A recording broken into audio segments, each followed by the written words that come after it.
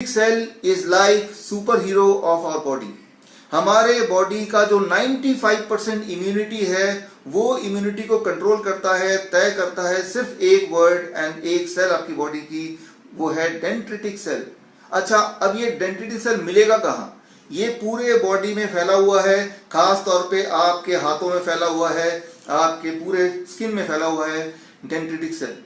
ये सेल आपका रखवाला है, ये सेल आपका पहरेदार है, ये सेल आपकी फौज है, ये सेल आपकी आर्मी है, और यही सेल है जो आपके लिए गवाह का काम करेगा, किसी दुश्मन का गवाह को बचाने से के लिए गवाह, वकील का काम करेगा आपकी बॉडी के लिए, और जज का काम भी करेगा डेंड्रिटिक सेल।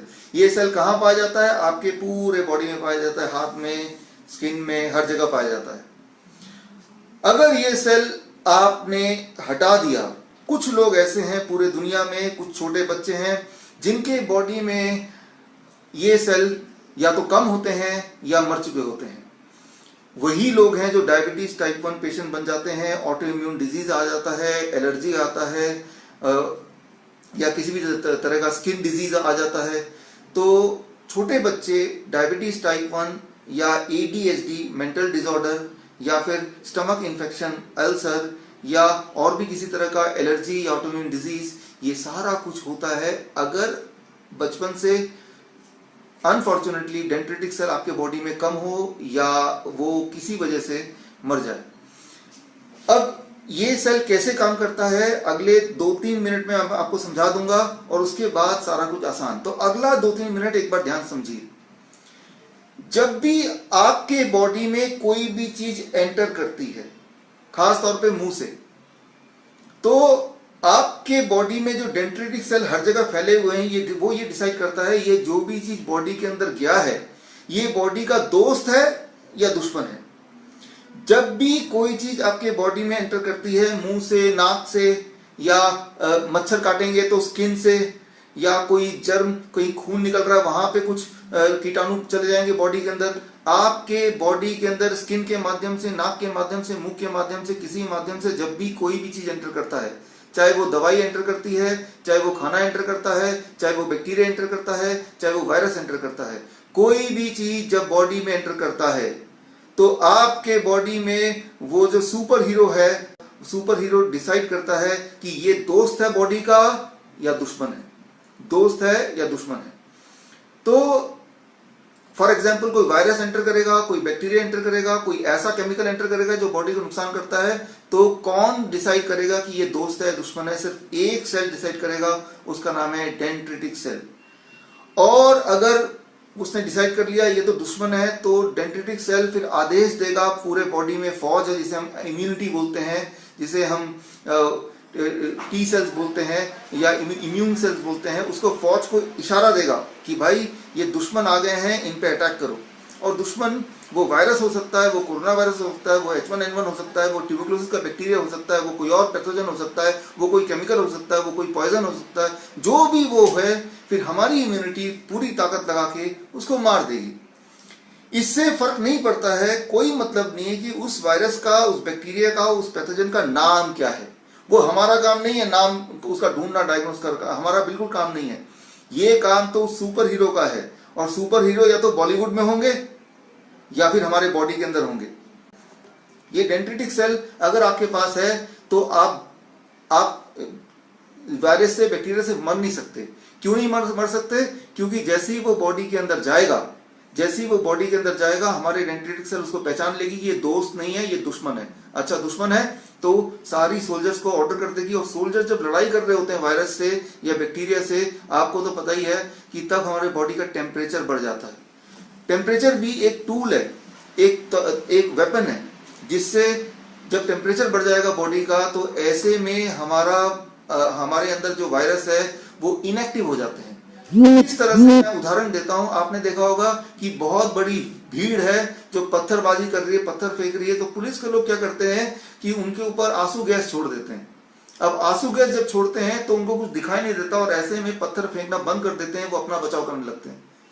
तो जब टेम्परेचर बॉडी का बढ़ जाता है तो बॉडी के अंदर जो वायरस है, बैक्टीरिया है, वो आंसू गैस की तरह होते हैं और बैक्टीरिया वायरस वहीं पे स्टॉप हो जाते हैं, मल्टीप्लाई नहीं कर पाते और वो इनएक्टिव हो जाते हैं, वो टूटने लगते हैं टेम्परेचर जब हाई होता है। लेकिन टेम्परेचर हाई का आदेश कौन देता है? वो डेंड्रिटिक सेल का सारा कमाल है। और टेम्परेचर जैसे ही बढ़ा तो हमारे बॉडी का न्यूट्रिशन, हमारे बॉडी का ईंधन, हमारे बॉडी का पानी, वो सारा कुछ ज्यादा इस्तेमाल होता है। तो ऐसे में आपका बॉडी आपको आदेश देता है चुपचाप बैठ जाओ, लेट जाओ, काम मत करो, किसी से बात मत करो, ताकि बॉडी अपनी एनर्जी बचा सके और सारी की सारी एनर्जी लगा सके लड़ने में, वायरस को भगाने में।